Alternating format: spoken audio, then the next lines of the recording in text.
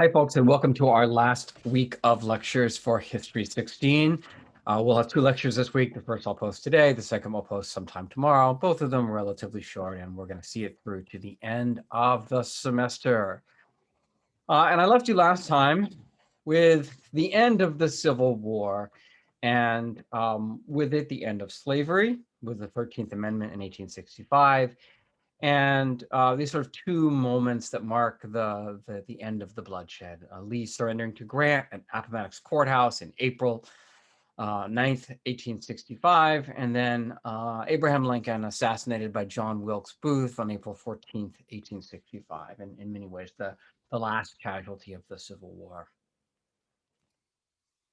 A war is over in April of 1865. The initial estimates had put the cost at something on the order of 600,000 Americans. It's by far America's bloodiest war. There are some relatively new estimates that say that number might be as high as 800,000.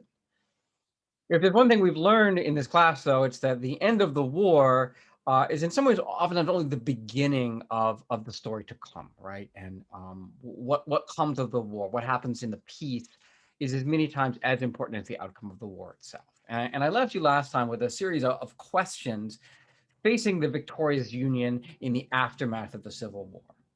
What kind of labor system would replace slavery in the South? Right? Slavery is now abolished.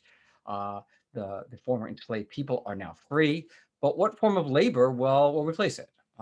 What would the rights of the free people be? Would they be full citizens? Right? They're not slaves. That much has been decided. But the war itself does not decide, nor does the 13th Amendment decide, what would the status of the freed peoples be.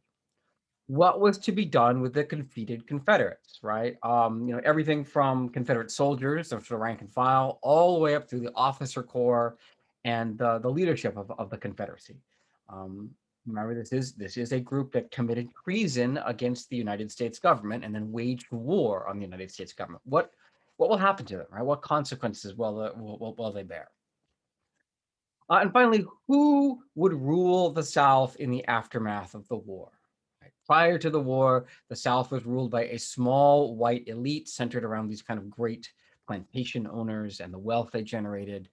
Um, they were defeated on the battlefield, this group. Their political project is crushed.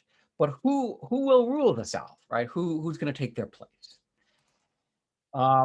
These questions are answered during a period of our nation's history known as Reconstruction, right? Referring to the Reconstruction of the South. This is the period from 1865 to 1877. And I'm not going to get through all of it today. I'm going to get you through the first parts of Reconstruction. And then my concluding lecture, I'll talk a little bit about the fate of Reconstruction. So thinking about Reconstruction actually begins before the end of the war under Lincoln. And Lincoln proposed very, very lenient terms for the readmission of Confederate states to the Union. And he said as soon as 10% of the residents of any Confederate state swore an oath of allegiance to the U.S. government and agreed to accept the Emancipation Proclamation and free their enslaved people, they would essentially be allowed to re-enter the Union, no harm, no foul, right? They can elect representatives, they can rejoin the Union, essentially no questions asked. You can't have slavery, but other than that, you can come right back into the Union. Now, this was clearly aimed more at ending the war quickly than it was about any kind of fundamental restructuring of Confederate or Southern society, right? The idea is to try to entice people in the warring Confederacy to give up arms by giving them these very, very lenient terms for readmission to the Union. There are many in Lincoln's own party who thought these terms were in fact too lenient, that having spilled all of this blood in the pursuit of defeating the Confederacy, that it would be a crime to simply let them walk back into the Union without more extensive restructuring or at the very least reforms of Confederate society. Right? We can't just let them come back in, no questions asked. Obviously, ending slavery is a prerequisite, but there should be more fundamental changes made to Southern society, say many in Lincoln's party. So there's already, even before the war ends and before Lincoln's assassination, some tensions between the president and Congress. Now, it's possible that in the aftermath of the war, Lincoln, now securing Union victory, would have changed this policy, right? And this was a wartime policy. It's possible that had Lincoln lived, he would have insisted upon firmer terms for the Confederacy or the ex-Confederacy. In the long run, though, Lincoln doesn't get to make that call. The person who does is this guy, President Andrew Johnson. Johnson was born in the border state of Tennessee. He was a former slaveholder and a senator from Tennessee. Um, and he saw himself as a self-made man, right? Although, he did pretty well for himself, became senator. He wasn't born into money, right? And he, at least in his own conception of himself, it pulled himself up by his bootstraps. And for that reason, he had a healthy loathing for the large plantation owners, the folks who own these large slave labor camps, who had dominated the politics and the economy of the antebellum South. He didn't like them, and he didn't think the decision to go to leave the Union was a wise one. So he became the only Southern senator who kept his seat in Congress um, after his state seceded. And in 1864, when Lincoln is up against this very, very tough election fight against one of his own former generals, Johnson is chosen as Lincoln's vice president, not because they necessarily agree on politics or see eye to eye on anything, but as a kind of sop, as a concession to Northern Democrats and moderates, right? Johnson is seen as a kind of moderate, someone who has appeal among Northern Democrats, and to get simply to get himself elected, Lincoln picks this guy, not foreseeing that Lincoln, will be shot and that his second term will be finished by Andrew Johnson. Now, Johnson's hostility towards the large slave owning elite of the Confederacy does not translate critically into any sympathy at all for the former slaves or for African Americans more generally. If anything, Johnson hated both groups because he saw both the large plantation elite and the former slaves as threat to kind of average working class white men, right? And that's how he identified himself as, hey, I fight for the average white man. I'm not interested in civil rights or freedom or whatever for black people, because they're just going to compete with white people. Nor am I interested in defending the interests of this large Southern elite. Um, and in talking about sort of why he stayed with the Union, he very frankly said, "Damn the Negroes! I am fighting those traitors, aristocrats, their masters." Right. So his antipathy to the leadership of the Confederacy does not extend to any kind of sympathy for Black people. And his many prejudices are reflected in his initial plans for post-war Reconstruction of the South after he becomes president. And Johnson's view of Reconstruction was essentially a conservative one. He was even less interested in sweeping attempts to reconstruct Southern society than Lincoln had been. Rather, he has two goals in mind, right?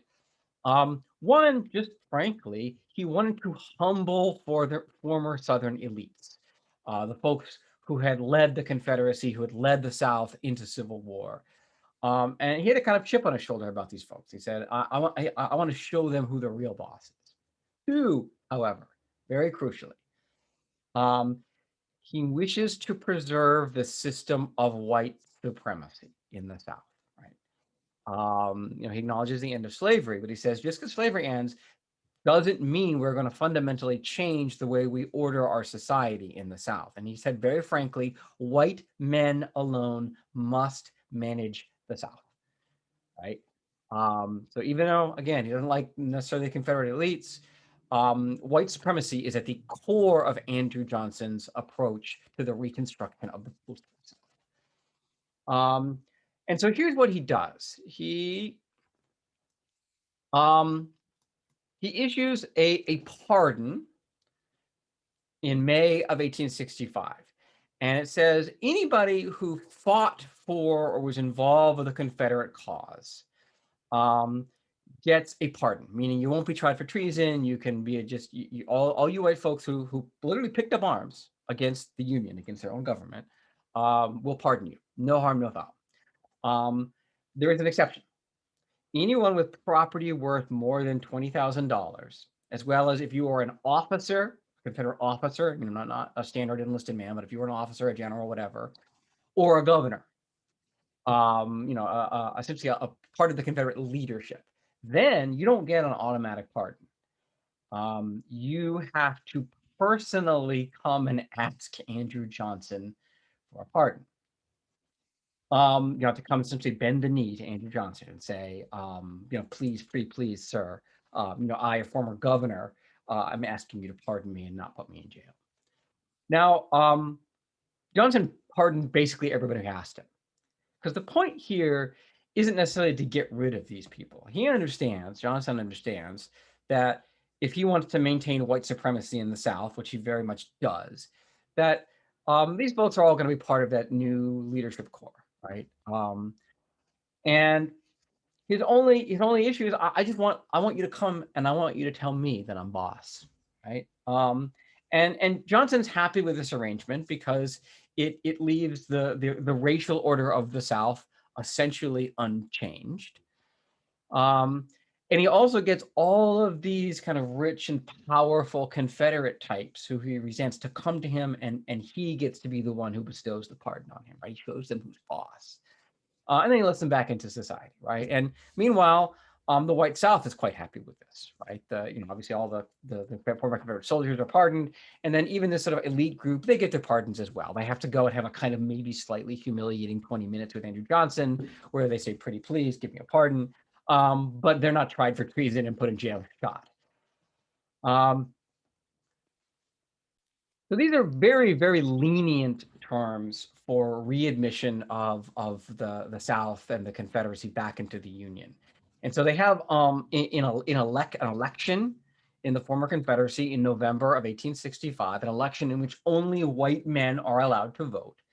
And unsurprisingly, given Johnson's attitude and all these pardons, um, essentially, the White South reelects their former Confederate leaders to serve again in the U.S. Congress. So the Congress that is elected in this November 1865 whites-only election includes the former vice president of the Confederacy, 4 Confederate generals, 5 colonels, 6 cabinet officers, and 58 men who had served in the Confederate Congress are now being returned right back to the U.S. Congress, right?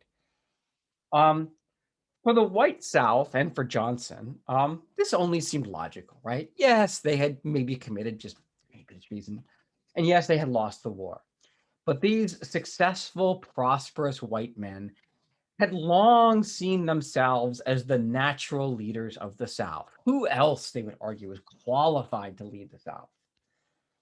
Meanwhile, formerly enslaved people saw that while they were nominally free, their former masters were still in charge of both the politics and the economy of the South. And in fact, the newly elected all-white Southern legislatures, because at the same time there's elections taking place for Congress, there are elections for the state legislatures of all these former Confederate states. And same situation, right? Former Confederates are being reelected to be governors and to be state representatives, and we get all white Southern governments, right?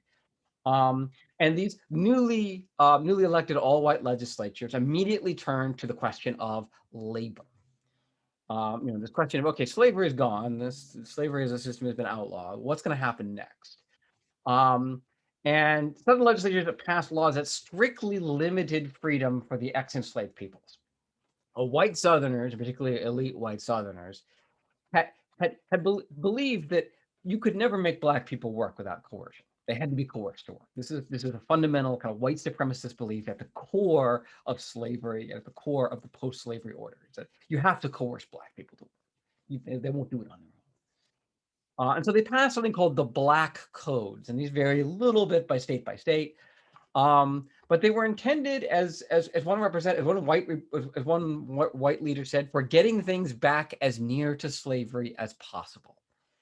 And core to a lot of these was this provision that if you were found guilty of vagrancy, which is a very general term, which can include things like not having a house, not having a place you lived, or not having a job, or just maybe standing on a street corner.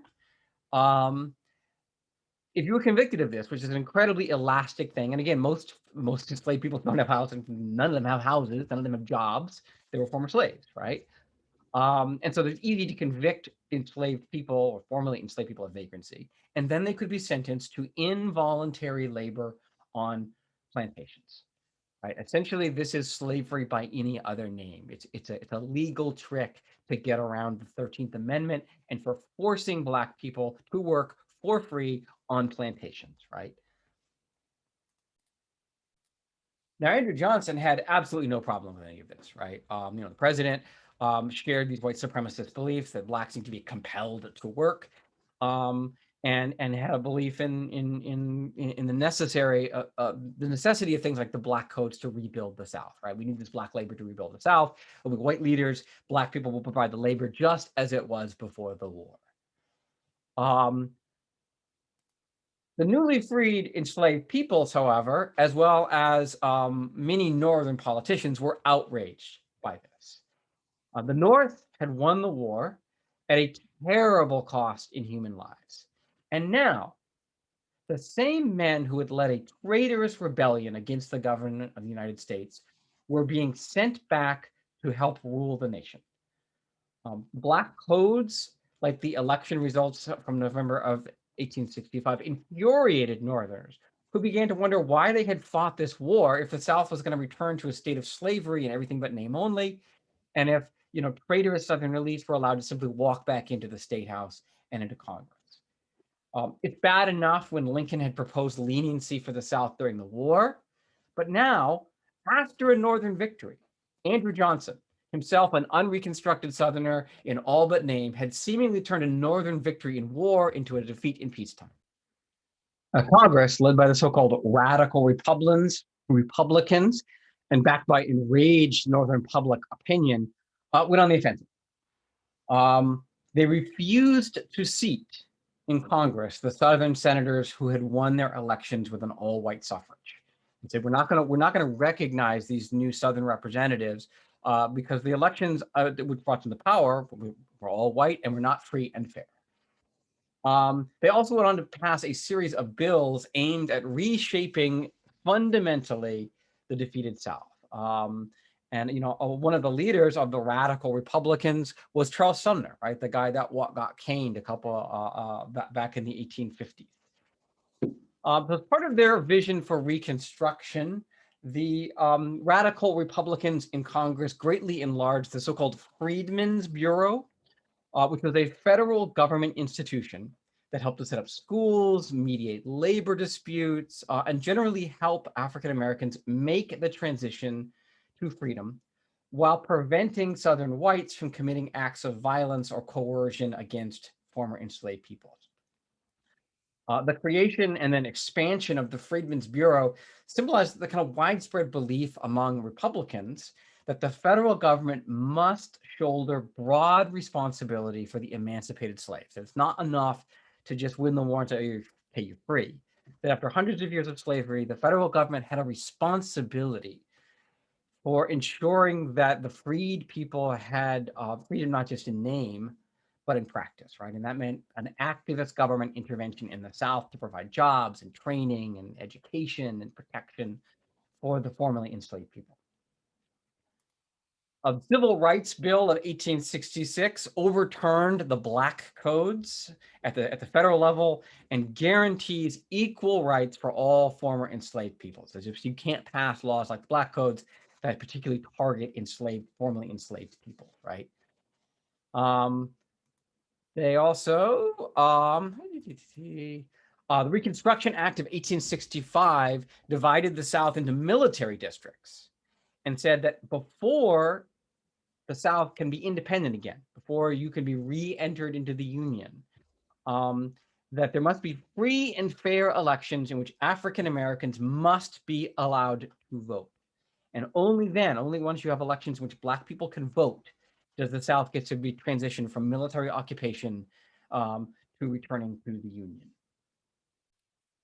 These various acts set up a titanic political struggle between Andrew Johnson as president and Congress.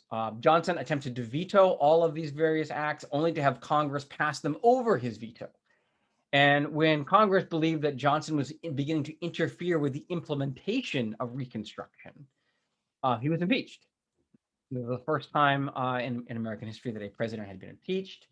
The House of Representatives voted to impeach Johnson, and he was tried in the Senate in 1868 on a kind of relative technicality. It was a violation of the Tenure of Office Act. But really, this is a proxy struggle over who gets to direct Reconstruction. Is it Andrew Johnson, the president, and his conservative, white supremacist view of what the South should look like? Or is it Congress and the radical Republicans and their plans for a more thorough reshaping of Southern society, including equal civil rights for the formerly enslaved people? Johnson is acquitted of he got allowed to stay president, but to do so he had to strike a backroom deal in which he pledged to the senators that he would not interfere with the implementation of the various Reconstruction measures implemented by Congress. Right, so he essentially said, "I'll let you have your way in Reconstruction." Johnson clings to power for a few months longer, but the battle essentially over Reconstruction is over for now, right? And then we get in November of 1868, Ulysses S. Grant, the former Union general, wins election on a kind of pro-radical Reconstruction platform. He was in a landslide. Um, and meanwhile, Congress works to make sure that its various attempts to guarantee uh, full equal rights for the formerly enslaved peoples can't be overturned either by conservative judges or by future Congresses. So in 1868, they passed the 14th Amendment to the United States Constitution, um, among which, and the whole amendment is important, but I think one of the things I really want you to focus on is what's called the Equal Protection Clause, which says that no state in the Union could deprive any person of life, liberty, or property without due process of law, nor deny to any person within its jurisdiction the equal protection of the laws. So this is again in response to the Black codes, right? That there are laws that are being passed that target Black people, and this is a constitutional amendment saying you can't do that. You have to give everybody under your jurisdiction equal protection of the law. And again, this is nominally aimed at the Black codes, it has long-lasting repercussions in this country, and many civil rights and equal rights campaigns since then have used this, right? So, I think most recently the Campaign for Gay Marriage says, "Hey, look," and says successfully to a conservative Supreme Court even, um, if you're going to allow straight people to marry, you need, if you a very simple common sense reading of the 14th Amendment says you need to provide equal protection under the laws to gay people. And so that if you're going to allow straight people to get married, you have to allow gay people to get married. Also worth noting is some of the terminology here, right? Deprive any person or deny to any person. Notice that doesn't say citizen, right? That equal protection of the laws applies under the 14th Amendment to everybody who resides in the United States, whether you are a citizen, whether you have all your papers in order or not. You are still entitled to equal protection of the law. And that becomes very important when we talk about things like immigration, right? This is not a class in immigration history, but the 14th Amendment and this notion that everybody who's here, doesn't matter how you got here, doesn't matter what circumstances under which you arrive, you're still entitled to equal protection of the laws, at least in theory. The 15th Amendment, passed in 1870, guarantees that the right of citizens of the United States to vote shall not be denied or abridged by the United States or by any state on account of race, color, or previous condition of servitude. So this is an attempt to permanently enshrine the notion of universal male, right? Notice gender is not one of the categories I mentioned here. Universal male suffrage. And it's in response to the attempts of Southern states to disenfranchise Black people and have these all white elections. Now, this constitutional extension of citizenship rights and the guarantee of suffrage to all African Americans, and this applies not just to ex-slaves, but all African Americans, all Black people, seemed to many white Americans to be the end of a long social revolution. And in spite of the many tragedies and limitations of this particular set of acts, we should not underestimate the radicalism of this move. It is absolutely true that these two amendments and the other acts of Congress that went along with them fell short of some of the more far-reaching solutions under consideration. For example, there was no move, as we'll talk about, to make good on the kind of vague post-war promises that the former enslaved people would be offered land seized from ex-Confederate landowners, right? So-called 40 acres and a mule. And again, the 15th Amendment says it gives you the right to vote. It says nothing about the right to hold office, nor does it forbid literacy, property, or educational tests that, while nominally non-racial, might be effectively used to exclude Black people, right? And we'll see, eventually there are various white Southerners find ways to work around the 15th Amendment. Nor does the 15th Amendment guarantee the right to vote for women, despite calls at the time, right, from many activists, many feminist activists, saying that, hey, once, if we're redressing past wrongs, if this is the moment as a society when we look at ourselves and redress past injustices, that needs to include women as well. The feminist Lydia Maria Child wrote to Charles Sumner and said, if I were to give free vent to all my pent-up wrath concerning the subordination of women, I might frighten you. Suffice it, therefore, to say, either the theory of our government is false or women have a right to vote. Um, that doesn't happen in the 15th Amendment, though, but you do see here the beginnings of a movement for women's suffrage that will build throughout the 19th century. So it is, it's important to keep in mind the limitations of even these radical reforms. And also to remember that racism is still alive and well, even in the North in this period, right? For all of this progress. And yet I think we also need to pause to recognize the accomplishment here. Within 5 years after the end of the Civil War, African Americans were not only free, but had at least on paper equal citizenship, including the right to vote. Considering that at the time the Civil War broke out, in 1860, in the start of the 1860s, most white Northerners weren't even willing to fully embrace abolition. And yet by the end of that decade, not only has slavery been abolished, but we have enshrined equal rights and the right to vote, again, at least for men. It's a fairly monumental shift. And again, we'll see it doesn't last. But it's worth acknowledging just this moment of radicalism, this moment of kind of creativity in trying to redress past wrongs using the power of the state that took place under congressional or so-called radical Reconstruction in the years after the Civil War.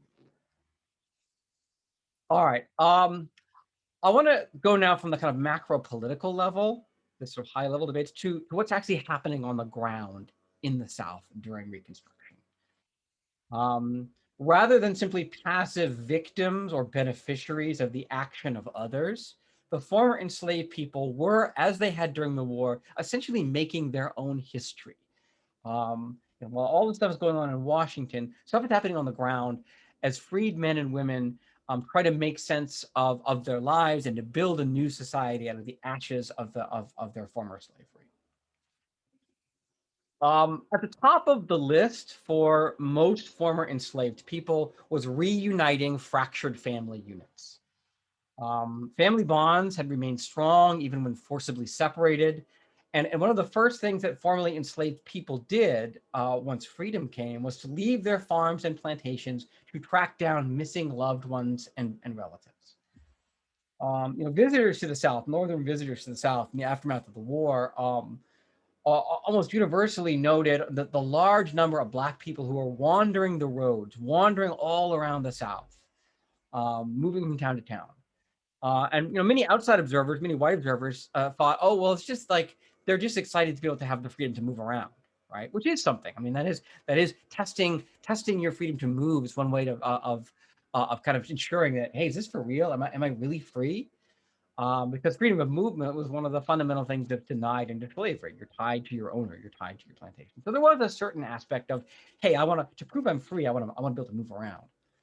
But most of this movement is not random. It is not just, hey, I'm going to go strike out and walk around because I can't. It is a deliberate search for missing children, brothers, sisters, husbands, wives, fathers. It's an attempt to reunite family units that had been broken up by slavery, particularly during that last 10 years or so of slavery during the cotton boom, when families are being broken up at a much greater rate than previously. In addition to tracking down friends, relatives, and loved ones, freed men and women also sought permanent legal protections for existing relationships by formalizing their marriages and by adopting orphaned or abandoned children. And so by 1870, a large majority of Black people now live in traditional standard two-parent households and have the same kind of legal protections, again, at least on paper, as do white families. Um, there are also some rather radical changes in gender relationships within Black families in this period. Under slavery, there really hadn't been much of a gender division of labor. All members of the family, male and female, men and women, married and unmarried, young and old, had all been forced to go out to work, oftentimes side by side in the fields, right? Um, you exist to pick cotton or to serve the master. It doesn't matter if you're old or young or male or female. After emancipation, however, Black families began to reorganize themselves and replicated the more gendered division of labor that was prevalent in white society, both North and South. And in some ways, ironically, with freedom came developments that strengthened patriarchy within the Black family, and said, no, men are the one who work, men are the breadwinners, women stay home. The home is your sphere, right? Um, and women are now no longer out working; they're expected to stay home and raise children and watch over the household.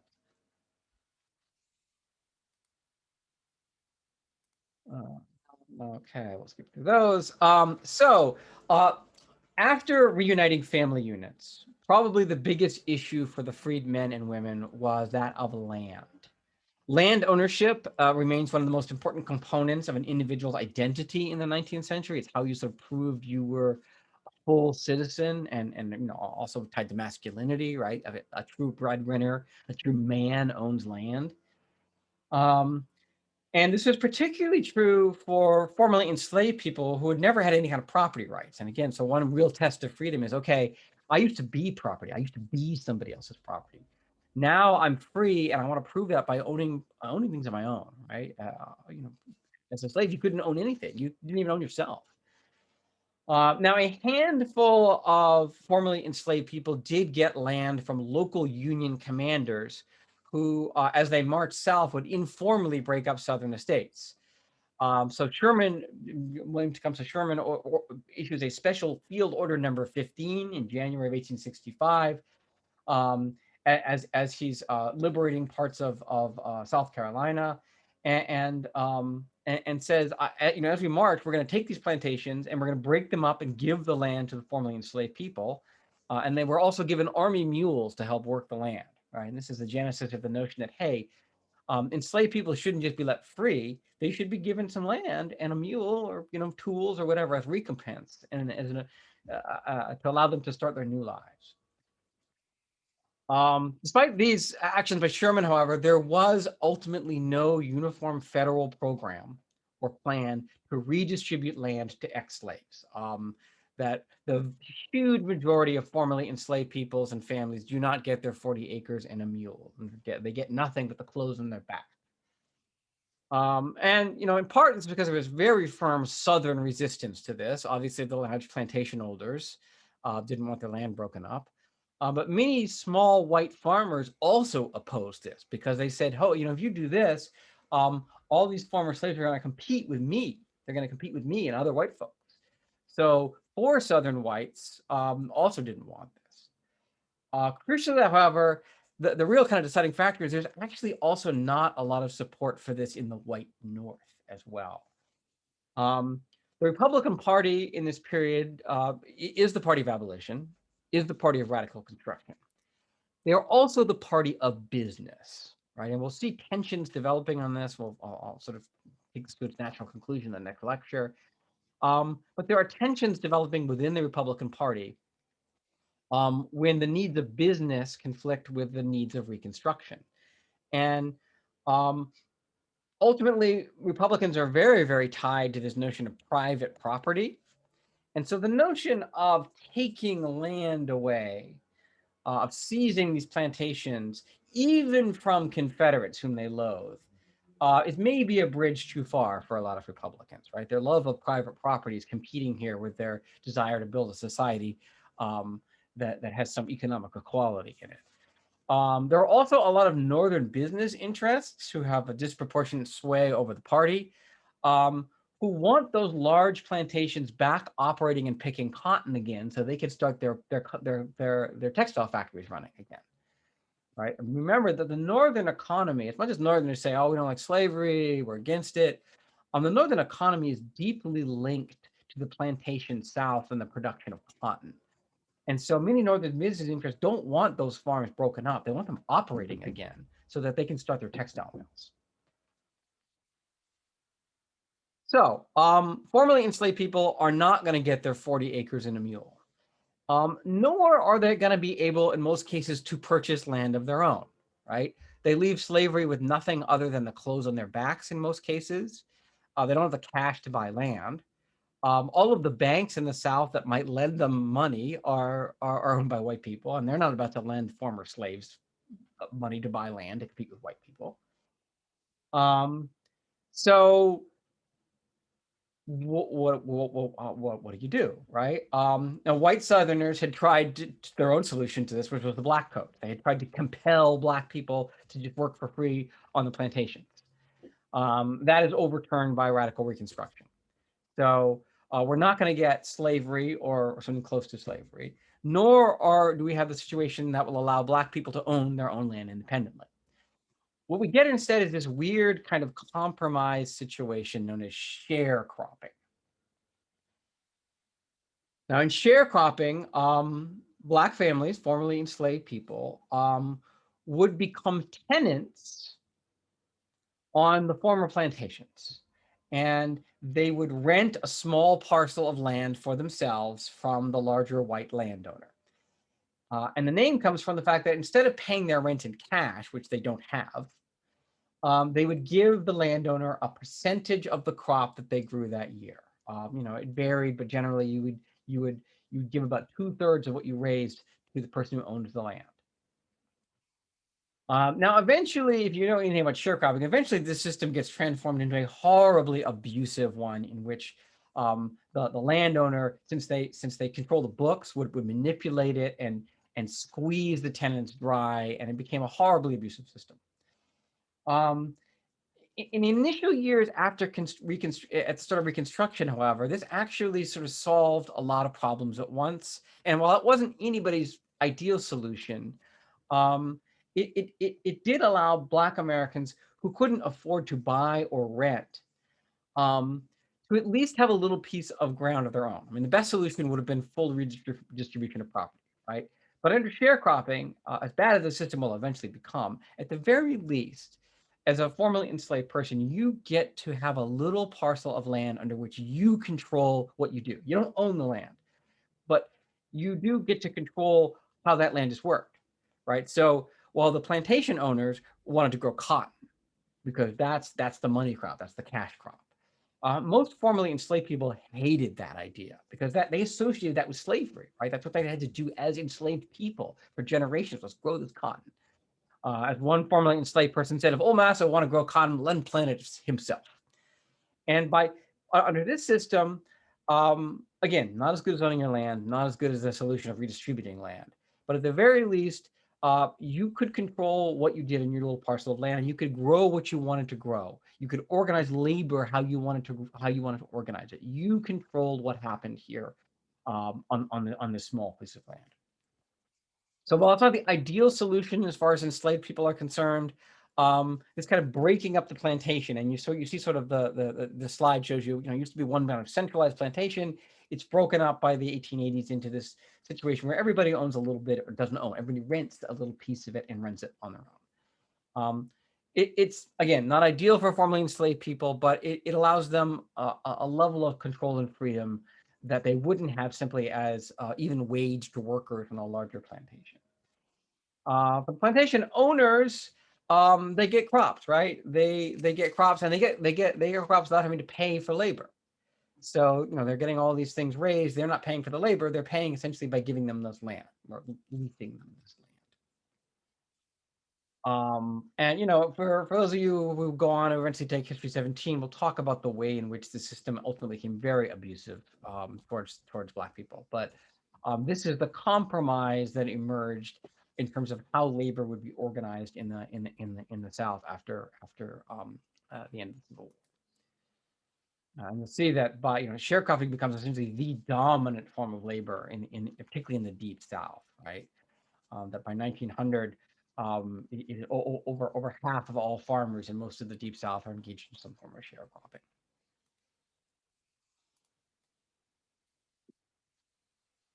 Education is another important priority among the newly freed men and women. It had been a crime in the antebellum South to teach slaves to read and write. Like literally, you could be convicted of a crime if you taught enslaved person how to read or write. And it's estimated that the literacy rate among formerly enslaved people was around 10% at the end of the Civil War.